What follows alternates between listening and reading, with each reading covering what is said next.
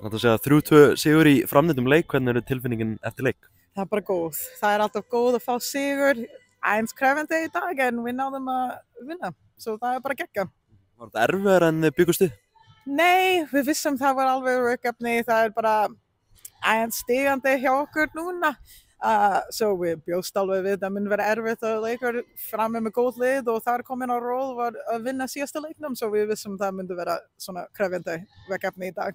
Lentu tvö, komist einn lifir, lentu svo 2 undir. Var það högg að fá 2 mörk í andliti? Það er alltaf högg að fá að fara undir en ég held við vorum með sterkara haus en við erum búin að vera í síðasta leiknum og náðu bara að klára það með stæl.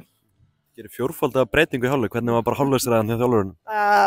Bara rífa okkur í gang, basically. Það er ekki meira flókið en það, við vissum við þurfum að gera betur en ég held við gerum það í endunum, bara náðu gott flæði í leiknum, að halda boltanum að koma í miklu meira færi en við vorum að gera. Mér fannst það bara frábært. Komið sterkari út í seinni hálfleikin eftir þessa ræðu hjá þjálfurinn? Já, eins og þú sjáðu það. Ég held að bara, you see it for yourself in the way we played after that. En já, ég bara ánægð líka með fólk sem kom inn á. Það gerir leikurinn bara, það gerði bara mjög vel hvernig það kom inn á og var með áhrif á leiknum. Svo ég er bara mjög stolt af þeim líka.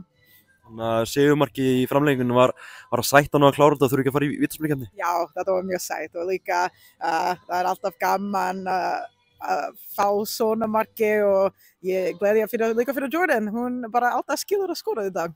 Og þið farið áfram í bikarnum, eru náttúrulega ríkjandi bikarmeistarar, hlýtur að vera markmið að klára hennan titil? 100%, við gerum það bara. Það er svona, erfið byrjun í deildinni, svo má segja fyrir Val, hvernig bara leggst framhaldið þig?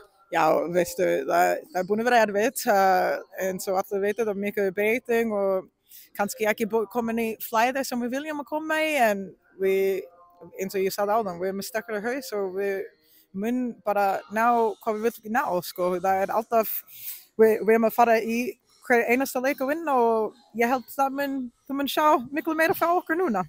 Breiðablik næst, það verður hörkuverkefni? Já, það verður hörkuverkefni eins og alla leiki, svo ég er bara spennt fyrir því. Hvernig bara svona líður í líkamannum eftir að spila 120 mínútur í dag? Ég er bara góð. Þetta gerist og ég held núna hvernig þú er aðeins eldri, þú hvernig þú gera endurheimt og svona, svo ég fer beint í recovery boots heima og svo mun ná að vera tilbúin á fyrstudaginn. Takk fyrir að Natasja, gangið vel. Takk.